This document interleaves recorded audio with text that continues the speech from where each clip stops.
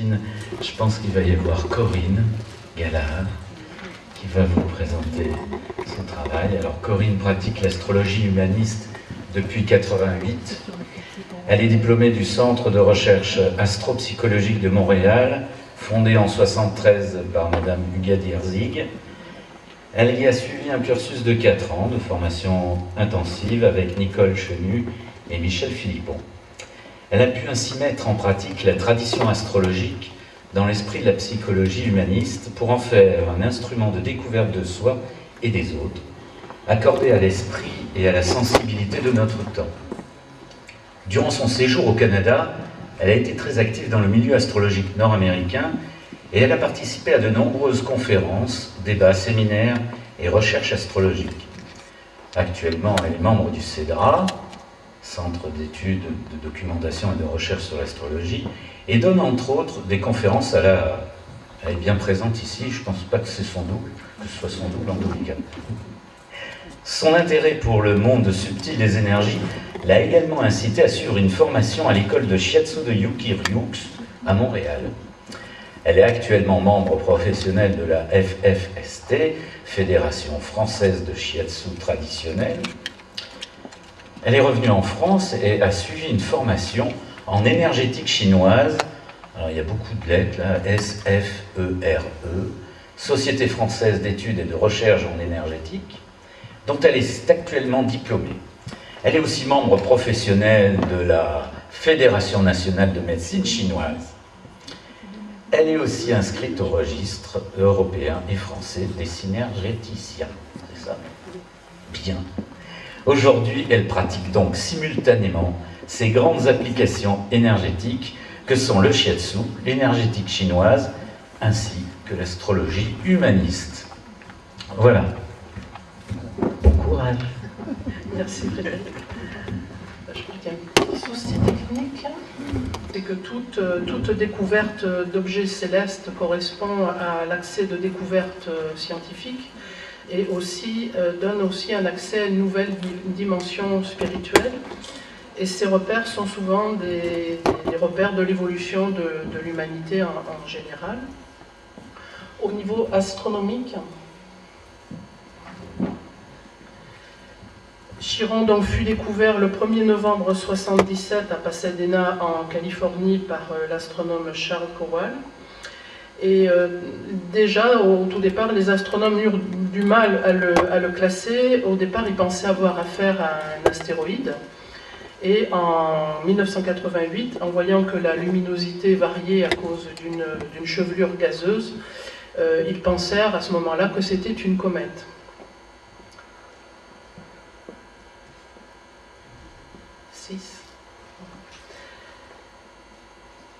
Mais la masse de, mais la masse de Chiron étant 50 000 fois plus élevée, ça c'est un petit côté technique que les autres comètes, donc les astronomes ont créé une nouvelle catégorie pour les astéroïdes orbitant entre Saturne et Uranus, qu'ils nommèrent les centaures. Et devant la nature mixte de cet objet mi-astéroïde, mi-comète, Charles Kowal donna le nom de Chiron à sa découverte. Et actuellement, on pense que Chiron et les centaures viennent de la ceinture de Kuiper. Je dis on pense parce qu'il y a des découvertes tellement... ça bouge tellement vite qu'on ne peut pas trop avoir de... Il faut être prudent avec les certitudes. Donc déjà, ce qui est intéressant, c'est de voir que Chiron, à son origine, vient de l'extérieur de notre système solaire. Et il est probable aussi qu'un jour il y reparte qu'il reparte dans une autre dimension. Et il est également probable aussi que des cousins de Chiron viennent aussi, fassent leur apparition dans notre système solaire. Donc d'un point de vue astronomique, Chiron se situe entre Saturne et Uranus. Et ce qui est intéressant aussi, c'est de remarquer qu'à son aphélie, c'est-à-dire le moment où il est le plus éloigné du Soleil, il atteint l'orbite d'Uranus, et à son périhélie, donc le moment où il est le plus près du Soleil, il traverse l'orbite de Saturne. Ce qui est également intéressant aussi, c'est de constater qu'il franchit l'orbite de Saturne quand il transite le signe de la Balance. Là, on a la récapitulation sur le schéma. Je ne sais pas si vous pouvez faire voir avec la souris. Voilà.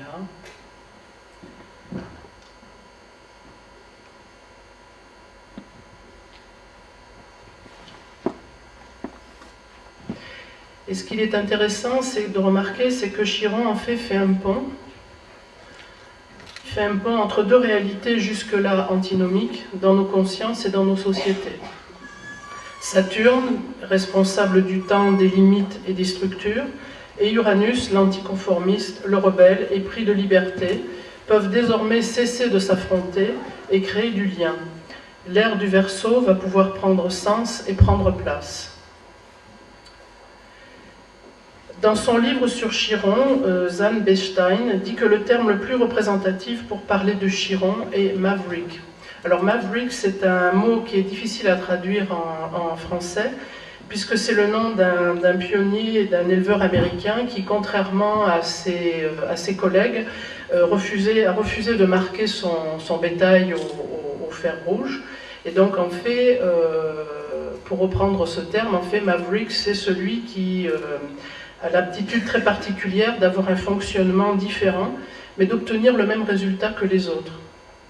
Il n'est ni dans la soumission, téléphone, il n'est ni dans la soumission et ni dans la révolte, il se situe vraiment au-delà. Par rapport au moment de son apparition, on constate dans les années 70 qu'il y a eu une expansion des thérapies alternatives.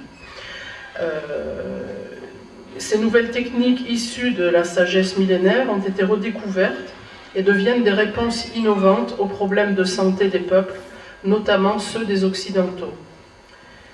Les sociétés dites primitives, je mets primitif entre guillemets, comme par exemple ici, là on a Stone Age, elles ne se sont pas éloignées des connaissances médicinales ancestrales. Il n'y a pas que, donc il y en a eu en Occident, mais ensuite il y a aussi le chamanisme en Mongolie, il y a aussi le chamanisme amérindien, les tribus d'Amérique latine, la médecine chinoise bien évidemment, la médecine japonaise, la médecine tibétaine et la médecine ayurvédique. Donc ce qu'on constate, ça c'est... Ces cultures-là sont comme redécouvertes depuis les années 70. Donc ça fait aussi un pont entre Saturne et Uranus. On constate également qu'il y a eu une émergence de la conscience planétaire depuis les années 70, où là il y a eu différents mouvements. Il y a l'émergence ce que j'appelle une conscience planétaire, où une partie des Occidentaux essaie d'arrêter les processus de pollution de la terre, de l'air et de l'eau. Ça peut correspondre aussi au mouvement hippie, hein, qui dans les années 60-70, donc il y a eu toute une interrogation sur ces différents sujets. Et comment je pourrais dire, c'était aussi de pouvoir comment développer la conscience planétaire, et la conscience planétaire qui passe par la solidarité, c'est-à-dire qu'on ne peut pas être chacun dans son coin à réfléchir tout seul, mais qu'on fait bien partie d'une planète. La mobilisation, l'information, la responsabilisation, la transmission et l'entraide, et enfin l'autonomie. Ça, ce sont des têtes de proue de cette pensée-là. Et les médecines alternatives et l'écologie ont pour particularité d'être des mavericks dans leur proposition de soins de la santé humaine et de celle de la Terre. Tout d'abord parce qu'elles sont en lien les unes par rapport aux autres, c'est-à-dire qu'il n'y en a pas une meilleure où il n'y a pas de rivalité, il n'y a pas de compétition, mais il n'y a que des complémentarités. Et d'autre part parce qu'elles proposent toutes de soigner, nourrir les populations, mais de manière différente. Et là on le voit là encore actuellement, où ça prend encore plus d'ampleur. Donc les résultats sont identiques, mais les moyens sont différents. Ils amènent les êtres humains à réfléchir, à être responsables et solidaires les uns des autres. Il y a également eu des mouvements sociaux très importants dans les années 70. Ils ont pris une différente... ce qui les caractérise aussi, c'est que ces mouvements sociaux ont pris une tournure différente et sont beaucoup moins égocentrés. Donc dans les années 70, il y a eu des manifestations au Vietnam pour la paix, et évidemment contre la guerre. Et en Europe, il y a eu à ce moment-là, et en Occident en général, il y a eu aussi des manifestations pour les droits des femmes. Ça aussi, c'est quand même un chapitre très important, un tournant important on va dire, dans l'histoire de l'humanité. Et il y a eu aussi la création de différents mouvements pour la défense de minorités ethniques à travers le monde. Il y a eu beaucoup d'anthropologues, même des associations, enfin beaucoup de choses qui ont été faites. Ensuite, je voulais vous parler de Chiron et la physique quantique, parce que là aussi c'est intéressant, parce que bien que la découverte de la physique quantique soit antérieure à la découverte de Chiron, on peut cependant lui attribuer son utilisation, d'une part parce qu'elle se démarque de la physique dite classique, et d'autre part parce qu'elle permet de comprendre et de démontrer ce qui ne l'était pas, notamment dans le comportement des atomes ainsi que de sa description du monde macroscopique.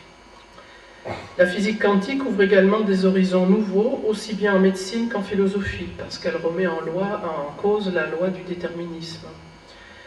Et cette physique quantique a des répercussions sur l'astronomie, l'astrophysique, la médecine, les mathématiques, l'informatique et la philosophie. Donc c'est vraiment une très très grosse remise en cause. Et la physique quantique aussi établit un pont entre le physique et l'esprit. Donc ça aussi, si vous avez la curiosité de vous y intéresser, c'est vraiment très très très confondant. Enfin, ça amène vraiment une ouverture très, très intéressante. Mais là, paradoxalement, si on voit le moment où elle a été découverte, et c'est dans les années 1900, là on est en 2013, ça a mis beaucoup de temps pour traverser les consciences, parce que même si elle ouvre la pensée humaine à une autre dimension, elle oblige à penser, réfléchir, agir d'une manière différente. Donc ça, c'est vrai que ça peut paraître très insécurisant. Et en fait, il semblerait que de devenir un maverick est une nouvelle étape dans l'évolution de l'humanité. C'est un petit peu ce qui nous est proposé aussi avec la venue de Chiron dans notre système solaire. Donc Chiron aussi a le rôle d'éclaireur de d'autres mondes. À l'heure actuelle, ce qui est intéressant quand on s'intéresse aussi à l'astronomie, l'astrophysique, à l'heure actuelle, au jour où je vous parle, ça peut être différent dans un mois ou 3 semaines, alors qu'on pensait être les seuls dans l'univers, il y a encore 30 ans, quand on parlait de d'autres mondes, ça faisait rire beaucoup. On s'aperçoit que 36 ans après la découverte de Chiron, déjà il y a 700 exoplanètes, c'est-à-dire des planètes en dehors de notre système solaire, qui ont été découvertes, et d'autres sont sur le point d'être. Si vous allez sur des sites, vous verrez qu'il y a des découvertes constantes. Alors là, c'est le glyphe de Chiron qui est intéressant, parce qu'il y a une concordance intéressante. Alors le cas stylisé, il a été choisi en hommage à son découvreur Charles Kowal. Mais ce cas symbolise aussi, bon bien sûr il a été un petit peu travaillé, mais ça symbolise aussi une clé. Et la clé entre notre monde saturnien et notre monde uranien. Donc il nous ouvre aussi une autre dimension. Et cette clé est aussi celle qui donne accès à la porte derrière laquelle nous enquistons nos blessures cachées. Donc qu'elles soient psychologiques, physiques, émotionnelles, spirituelles et parfois karmiques. Mais aussi où se trouve notre aptitude à la guérison et à notre épanouissement spirituel. Il nous revient le choix d'ouvrir ou non cette porte. Les transits de Chiron amèneront souvent des circonstances qui raviveront notre souffrance, déclenchant alors une prise de conscience sur la voie à suivre pour activer notre processus de guérison interne.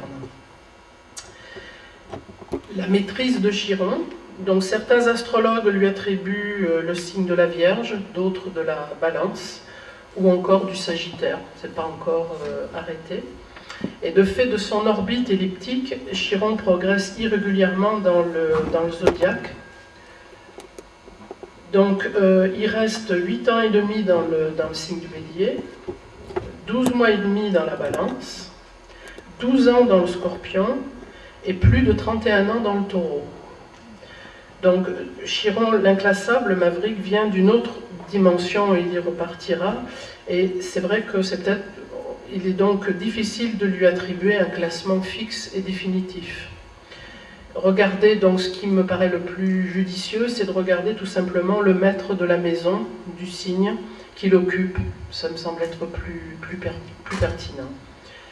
Donc l'influence, pour juger de l'influence de Chiron dans le thème, il faut bien évidemment regarder si Chiron fait un aspect au Soleil, à la Lune, à l'ascendant ou au maître de l'ascendant, au nœud lunaire, à la Lune noire, ou encore si Chiron est conjoint à un des 4 angles du thème, s'il est apex dans une figure en T carré, ou tout simplement s'il participe à un dessin, à la configuration d'un dessin planétaire. Donc ce qui est aussi important aussi, c'est le cycle de Chiron et d'environ 50 ans. Les mots-clés pour définir l'impact de Chiron dans notre thème, donc ça va être Maverick, comme on parlait tout à l'heure, donc ça peut être l'éclaireur, ça peut être aussi l'annonciateur d'une autre dimension, le guide intérieur, le guérisseur, le thérapeute, le pédagogue ou le transmetteur, l'érudit, le sage, pont, lien, connexion, les clés pour donner accès aux énergies subtiles en nous et à l'extérieur de nous, la conscience de l'instant présent, l'expérience de la non-dualité. Alors maintenant, on va s'intéresser au thème de Chiron. Alors bien sûr, j'ai pris les éléments qui pour moi sont les plus importants, hein, parce qu'on pourrait affiner, approfondir, etc. Donc ce que j'ai trouvé déjà d'intéressant, c'est qu'on découvre Chiron quand il est dans sa phase de rétrogradation. Donc 56, voilà, on va rester dessus, on va rester sur le thème. Donc cette rétrogradation nous donne l'indication d'une action intérieure forte. Déjà, j'ai trouvé que c'était intéressant. On constate également qu'il est le seul sous l'horizon et qu'il se situe, en maison 4, à 3 degrés 9. La maison 4 qui relie au centre de soi, à ses racines familiales et ses secrets, également à la fin d'un cycle. Donc la maison 4 est une maison lunaire par excellence qui relie à l'enfance, la mère, aux émotions inhibées, aux humeurs, aux sensations, à l'intuition, la réceptivité, au psychisme, aux instincts. De par sa nature, c'est une maison qui incite à l'introspection. Ici, la maison 4 est en Bélier, et Mars, son maître, est en 8, autre maison d'eau, mais ici en Lion, et fait un carré presque exact à Chiron, donnant à celui-ci une impulsion et un dynamisme permanent. Mars est également à l'apex du carré à Chiron, je ne sais pas si vous pouvez faire voir avec le curseur, et au carré avec une orbe de 7 degrés au Soleil, conjoint à Uranus, figure également hautement dynamique et stimulante et potentiellement aussi transformatrice. Il y a un potentiel de transformation très très important. Si on regarde le thème dans sa globalité, on voit qu'il y a une figure planétaire en forme de sceau, dont Chiron en 4 serait le seul à être en plus en signe de terre. Et Chiron se trouve avoir le rôle de planète Anse. Je ne sais pas si vous êtes familier avec les figures. Et créant une polarisation très forte avec les planètes au-dessus de l'horizon. C'est comme s'il les attirait vraiment à lui. C'est comme s'il aimantait toutes ces énergies planétaires et les amenait à converger, à s'incarner à l'épicentre de l'hémisphère opposé en maison 4, pour y être distillé, travaillé. Cette figure est un moteur puissant qui amène à développer une réalisation hors du commun, confirmée par la présence de Pluton, conjoint au milieu du ciel, qui récupère toute cette alchimie planétaire pour la rendre tangible et accessible pour tous. Comme s'il y avait, je ne sais pas si certains sont familiers avec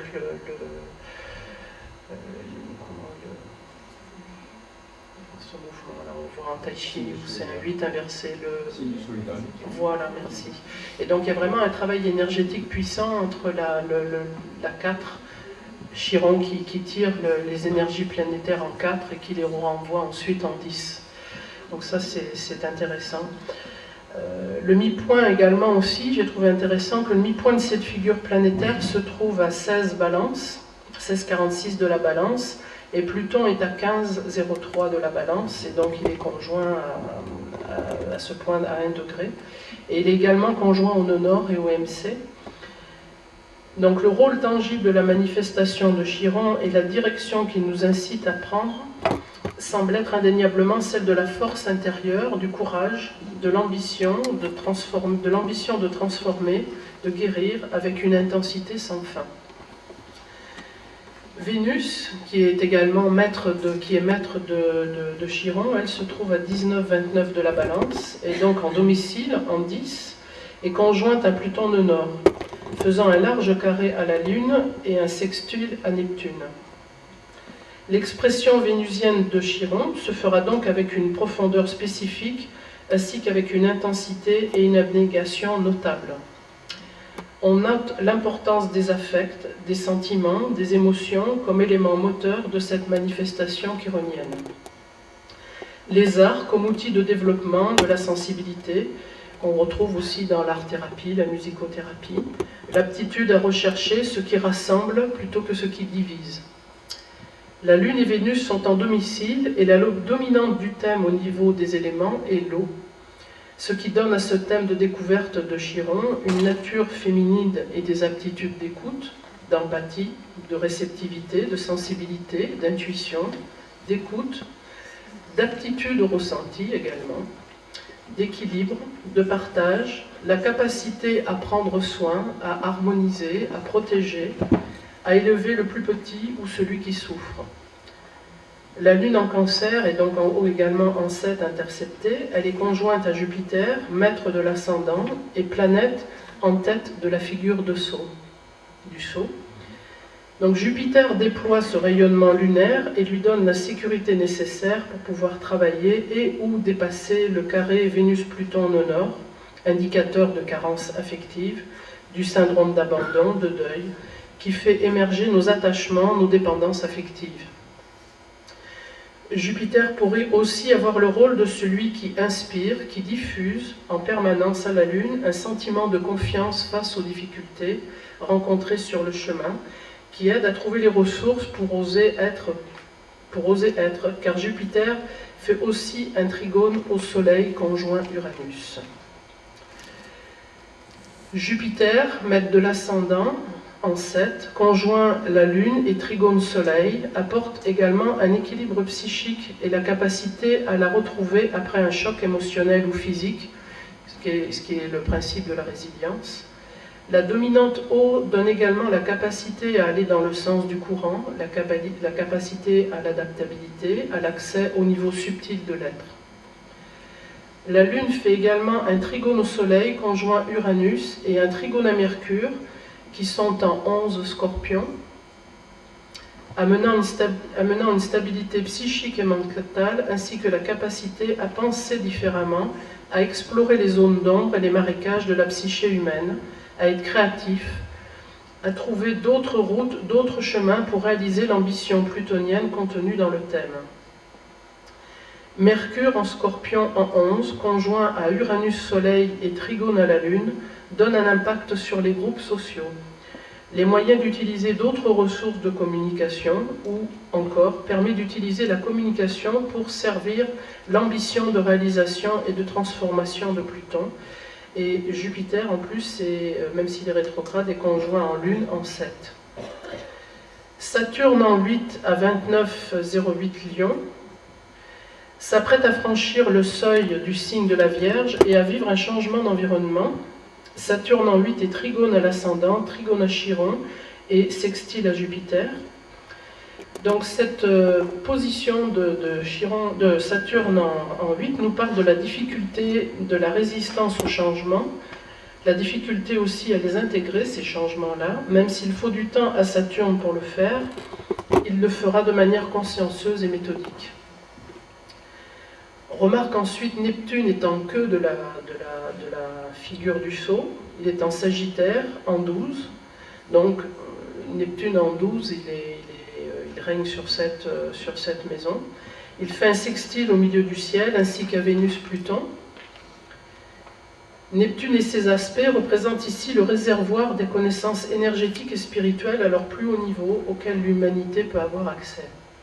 Donc voilà, c'est les grandes lignes que j'ai tirées de ce thème de Chiron. Maintenant, on va passer à la mythologie, qui aussi est fort intéressant pour mieux comprendre l'impact de Chiron dans notre thème. Et c'est bien sûr sur chaque individu. Donc Saturne et la nymphe Philyra, je vais vous raconter leur histoire. Donc Saturne croise la nymphe Philyra, et de suite il se sent attiré par elle. Par contre, c'est pas tout à fait réciproque, parce qu'elle, pour lui échapper, elle se transforme en jument, et elle s'enfuit au galop, et donc Saturne, lui, prend alors l'apparence d'un magnifique étalon, et de cette union fortuite naîtra Chiron, qui aura l'apparence physique d'un centaure, mi-homme, mi-cheval. Et Philyra, la mère, horrifiée par l'apparence monstrueuse de cet enfant, non, il faut rester à la 59, voilà. Demande, quand elle découvre cet enfant, elle est tellement horrifiée qu'elle demande aux dieux de disparaître du monde en tant que mère de cet enfant, et elle fut changée en tilleul. Et de son côté, Saturne ignora jusqu'à l'existence de cet enfant, de ce fils. Ensuite, Chiron a été adopté par Artémis et Apollon, les fameux jumeaux. Donc, Apollon, dieu de la prophétie, de la médecine et des archers, et Artémis, déesse de la chasse. Plus tard, tous deux furent associés au dieu soleil et à la déesse lune. Et ce qui est intéressant, c'est que ses parents lui enseignèrent. Alors, Apollon lui enseigna l'éthique, la philosophie, les mathématiques, l'art de tirer à l'arc, la prophétie, la médecine, la poésie, la musique et l'art de jouer à la lyre. On voit beaucoup d'ailleurs de représentations de Chiron en train de jouer à la lyre, ou d'apprendre ses élèves à jouer à la lyre. Et il y a Artémis, qui enseigna à Chiron bien évidemment la chasse et la vie sauvage de la forêt, également la science des végétaux et leurs vertus médicinales, l'astronomie et l'astrologie. La vie de Chiron, donc il vécut toute sa vie dans dans une grotte sur le mont Pélion, et il épousa une nymphe maritime, Chariclo. Les nymphes et les néréides étaient très réceptives, il y avait beaucoup de médiums ou de télépathes, et elles faisaient partie des êtres les plus lunaires, décrits dans la mythologie grecque. Ils eurent une fille, Théa, dont le nom signifie celle qui a l'éclat de la lune, et elle était réputée pour son don de prophétie. Donc Chiron est aussi connu pour son don de guérisseur et de précepteur, et non pas de percepteur, comme je crois qu'il y a dans le livret. Je suis un peu obsédée par les... C'est précepteur. Donc grâce à la richesse de l'enseignement de ses parents adoptifs, il devint un guérisseur connu de la Grèce entière.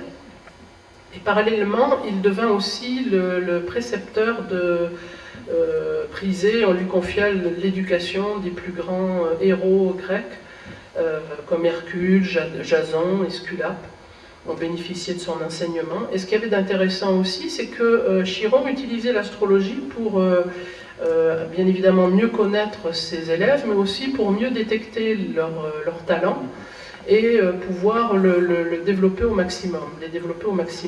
Et voilà, il les amenait à leur plus haut niveau.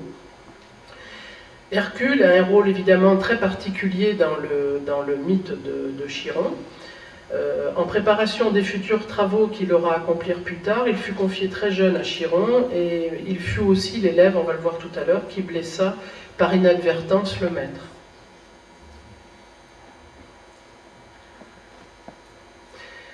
Donc là, on arrive au mariage de Pirithos et d'Hippodamie, chez les Lapides, qui étaient des ennemis des centaures. Et donc, évidemment, étant ennemis, n'avaient pas été invités.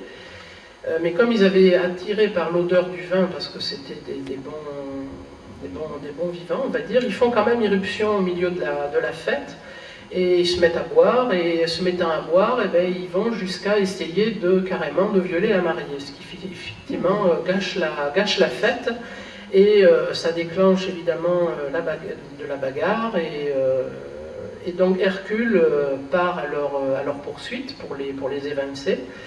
Et il part à leur poursuite avec aussi des flèches avec le poison, avec des flèches empoisonnées au sang d'hydre. Et il en tue évidemment, il les tue tous, mais malheureusement dans le combat, il y a une flèche qui par inadvertance vient blesser alors selon les traditions c'est le pied ou le genou, enfin il vient blesser Chiron. Et donc Chiron se trouve le seul centaure de l'Olympe, mais c'est un centaure blessé éternellement, puisque il est immortel de par son père Saturne. Et comme il ne trouve pas de remède à sa blessure, il réalise que l'ultime remède dont il dispose, c'est son immortalité. Donc il décide d'en faire don, et il va voir son demi-frère, Jupiter, et il lui propose de rendre son immortalité, mais de sauver en même temps Prométhée, qui lui, pour avoir volé le feu aux dieux pour le donner aux hommes, avait été condamné à être attaché sur un rocher, et tous les jours, il y a un aigle qui venait lui dévorer le foie. La nuit, il se reconstituait, et c'était un calvaire qui n'en finissait jamais. Et il n'y avait qu'un immortel qui pouvait le sauver en offrant son immortalité. Donc Chiron, c'est ce qu'il fait. Donc Hercule est missionné pour tuer l'aigle. Prométhée est libéré. Et Chiron meurt, mais son demi-frère Jupiter l'immortalise dans la constellation du Centaure, enfin du Sagittaire.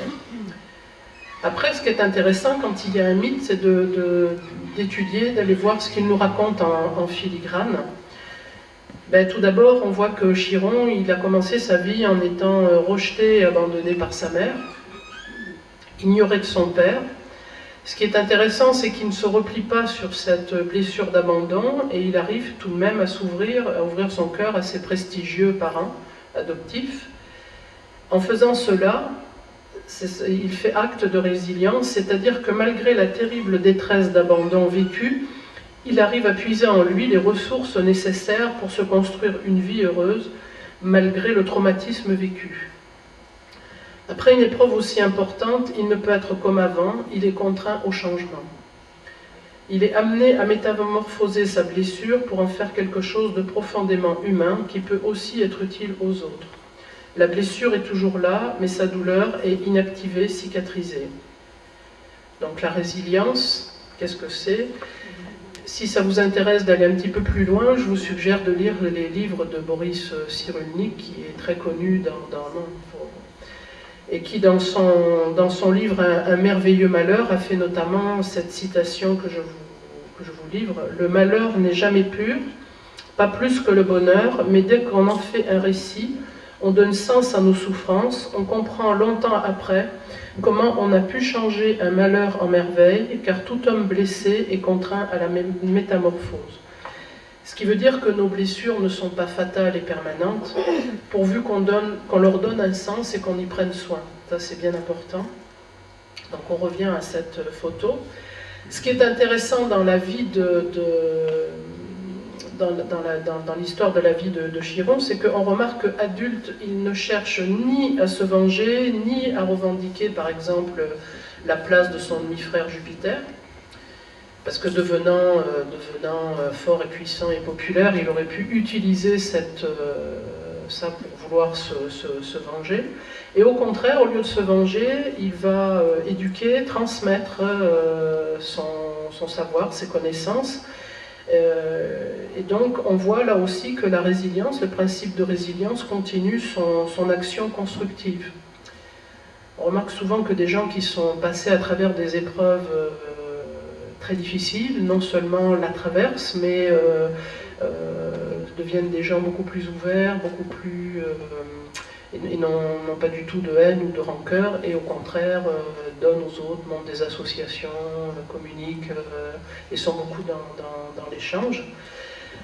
Donc il n'a pas choisi la haine, et en fait aussi par rapport aussi au choix ultime de Chiron, certains parlent de donner son immortalité et de choisir de mourir. Il y en a certains auteurs parlent de lâcheté face à la douleur, d'autres encore de résignation. Moi je pense qu'en fait il est ni lâche ni résigné, parce que si on réfléchit, quand il meurt, en fait il renaît à une autre dimension, et au passage il sauve un être d'un terrible supplice, donc c'est un magnifique cadeau qu'il fait aussi. Donc là aussi, voilà, le poison de l'hydre et la blessure en nous. Alors tous autant que nous souffrons dans cette salle aujourd'hui, on a tous des histoires différentes, mais notre point commun à tous, c'est la souffrance, qui est là depuis notre première inspiration. Pour certains même, la souffrance a commencé in vitro, à travers les émotions ou le vécu difficile de la maman, qui atteint directement ces émotions difficiles qui peuvent atteindre directement le bébé à naître. Et puis, en grandissant, on observe qu'une douleur diffuse continue toujours d'être présente en nous. Elle est là, insidieuse, et elle prend parfois aussi beaucoup de place. Elle ne se manifeste pas forcément au grand jour. Vous avez des gens qui ont l'air d'être heureux, mais en fait pas du tout. Cette douleur peut rester tapie dans l'ombre de manière sournoise et tellement présente pourtant. Ça peut être des gens qui souffrent aussi énormément. Elle arrive même à guider nos choix, souvent restrictifs pour la plupart, quand c'est la blessure qui décide. Et je voulais aussi partager avec vous cette citation de Joyce Mason, qui est une astrologue américaine qui fait des recherches sur Chiron depuis 1988. Et elle nous dit ceci, que je trouve intéressant. Dans nos blessures se trouve la clé de notre guérison, et nos blessures ont tout à voir avec nos émotions. On nous apprend à annihiler ce que nous ressentons, mais ces fidèles nœuds de souffrance non résolus gouvernent souvent depuis l'inconscient, qui à notre insu est capable de produire une action des réflexes rotuliens, ou certains antécédents qui répètent les schémas de notre passé. Alors ne restons pas fidèles à des réponses routinières au détriment de notre passé. Après 75, voilà. Donc il nous faut en fait ce qui nous est proposé, c'est de refaire le chemin à l'envers, c'est-à-dire de revenir sur l'histoire de cette souffrance, son contenu, ses acteurs, pour pouvoir s'en libérer et surtout y donner du sens. Donc je pense que l'astrologie, la psychothérapie, les techniques psychocorporelles, les techniques énergétiques sont autant de voies d'accès et de libération de cette souffrance. Et les personnes qui ont vécu et surmonté des épreuves physiques ou affectives nous donnent des témoignages qui nous amènent à réfléchir. Chez les personnes qui ont surmonté une grave maladie, il est fréquent d'entendre cette maladie, par exemple, ça c'est différents témoignages que j'ai pu avoir, cette maladie a accéléré mes questionnements intérieurs, renversé les obstacles que je mettais à oser faire ce que j'aime et non ce que je pensais devoir faire pour faire plaisir par devoir, ou encore j'ai pris conscience que je n'avais plus de temps à perdre et que chaque instant était précieux, ou encore j'ai pris ma vie en main et guérir de cette maladie, de cette peine, c'est comme si on m'avait donné une seconde chance de faire vraiment ce que j'ai à faire. Et en découvrant la maladie, en croisant la mort, bien des personnes découvrent la vie.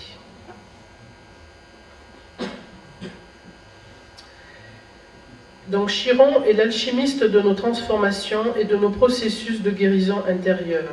Vouloir aller mieux, c'est en premier lieu reconnaître que l'on va mal. Plutôt que d'endurer, résister, faire comme si de rien n'était, identifier la cause de ce mal nous donne la clé pour déverrouiller nos blocages intérieurs.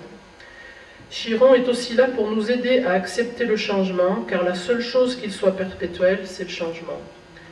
Alors plutôt que de mettre toute notre énergie à lui résister pour finalement échouer à chaque fois, laissons-le œuvrer en nous en confiance. En nous donnant cette clé qui donne accès à nos blessures, Chiron nous incite à être un maverick et aussi par rapport à celle-ci.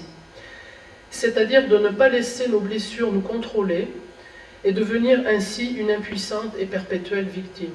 Et Dieu sait si on en croise. Chiron, au contraire, nous incite à la considérer autrement et à en faire quelque chose, un enseignement, un tremplin personnel, une ouverture à la vie. L'épreuve n'est pas une fatalité, elle nous demande de puiser en nous les ressources de force, courage et bienveillance avec soi-même. Pour la traverser, Chiron nous aide à entrer en contact avec le thérapeute qui existe en nous. Autrement dit, Chiron nous aide à activer notre énergie d'auto-guérison, à entrer en contact avec notre processus de résilience en donnant du sens à ce que l'on est en train de vivre. Et là aussi, une citation de Jean-Paul Sartre que j'aime beaucoup, qui est « L'important n'est pas ce qu'on a fait de nous, mais de ce que nous faisons nous-mêmes de ce que l'on a fait de nous. »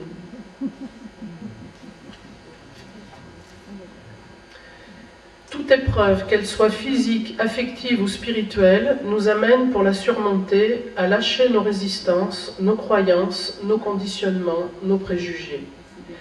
Elle nous incite à identifier nos peurs, qui sont des freins puissants, et pour finir, plutôt que de ressasser le passé ou vouloir retrouver le paradis perdu. Elle nous amène à nous installer dans le présent, lieu où nous pouvons être et agir en conscience et avoir un pouvoir d'action bien plus puissant qu'on ne l'imagine. Et donc une autre citation de Joyce Mason, « C'est là où se trouvent nos points névralgiques chironiens que se trouvent aussi nos sources d'énergie.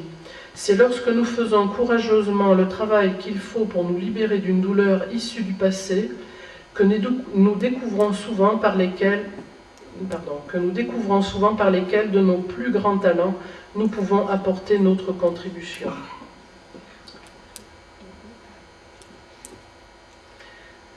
En médecine traditionnelle chinoise, il est enseigné que le qi suit la pensée et la pensée suit le sang. En d'autres termes, ça veut dire qu'il y a une interaction entre nos pensées, notre énergie et notre vitalité. Être dans le présent, penser de manière positive, conduisent au mieux-être et sont des alliés dans tout processus de guérison, qu'il soit physique ou psychique. Et dans son livre qui s'intitule « Guide du mouvement énergétique dans les structures du corps », Fritz Smith nous dit « Comme les corps physiques et subtils sont sans arrêt en résonance, les vibrations du champ de notre esprit, donc nos pensées, processus mentaux, émotions et visualisations, affectent les structures moléculaires du corps. Cette interaction aide à comprendre la puissance et l'efficacité de la méditation, la visualisation, et à soutenir les principes fondamentaux de maladie et de guérison. »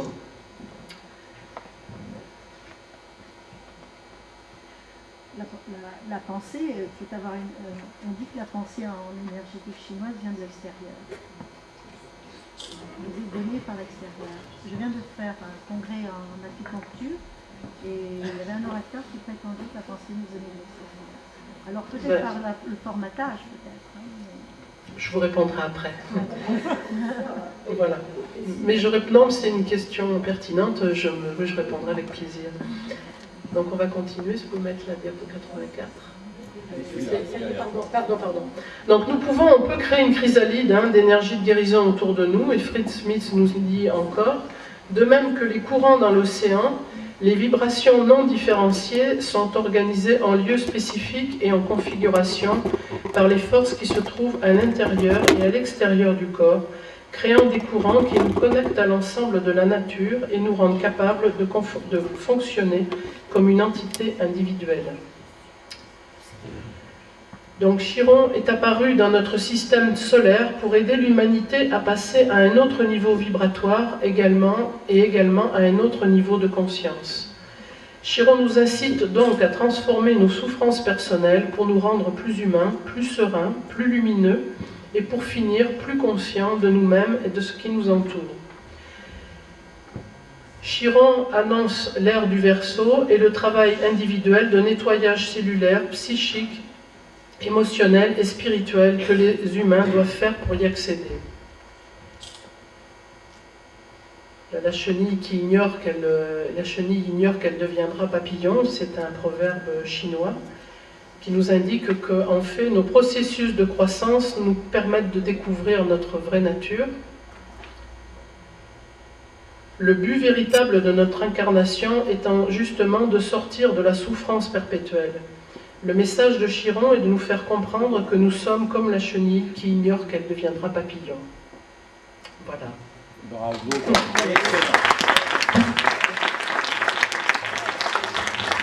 Merci Corinne. Oui, pour les questions ce soir.